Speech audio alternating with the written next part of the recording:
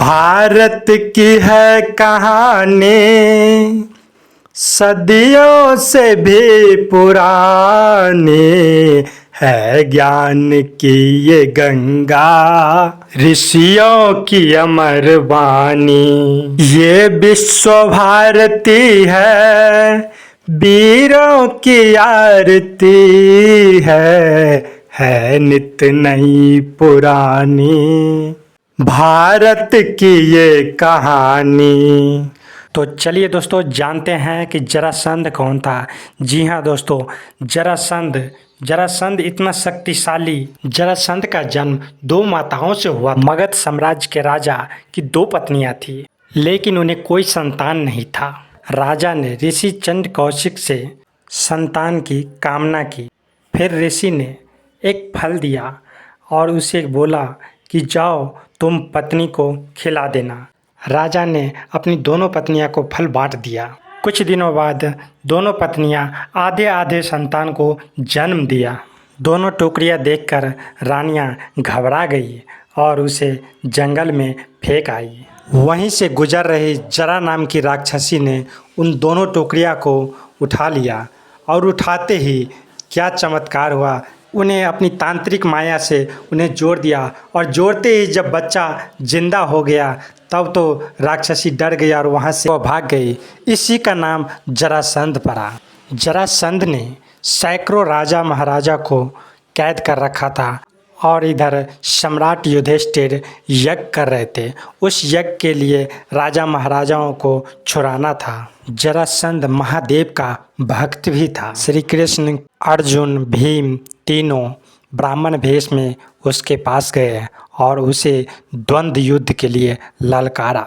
जब जरासंध ने कहा अपना परिचय दो, तब परिचय देता है श्री कृष्ण। बोलते हैं कि स्वयं मैं तो मथुरा के देवकी नंदन पुत्र हूँ। इसी पर वह चौंक जाता है जरासंध, और जरासंध गुस्से से बौखला जाता है और युद्ध के लिए ललकारता है फिर।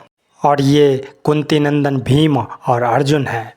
तब उसी समय बोलता है कि फिर तो मैं इस युद्ध के लिए भीम को ही चुनता, क्योंकि युद्ध तो अपने बराबरों वाली में की जाती है, केशव।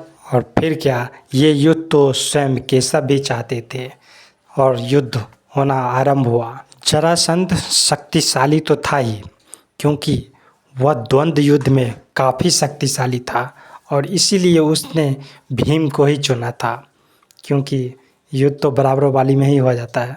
युद्ध होता रहा, काफ़ी देर तक युद्ध चलता रहा। इनका द्वंद्व मल्ल युद्ध चलता रहा। और जब भीम उसे बीचों बीच फाड़ देता है, फिर इधर उधर फेंक देता है, फिर भी वो एकदम मायावी शक्ति से उसका शरीर जुड़ जाता है और वह भीम घबरा जाता है कि आखिर ये हो क्या रहा है।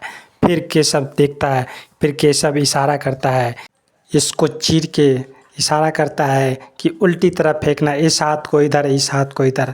तब जाके अंत में उसका अंत होता है और इस प्रकार जरासंध का अंत हो जाता है साथ।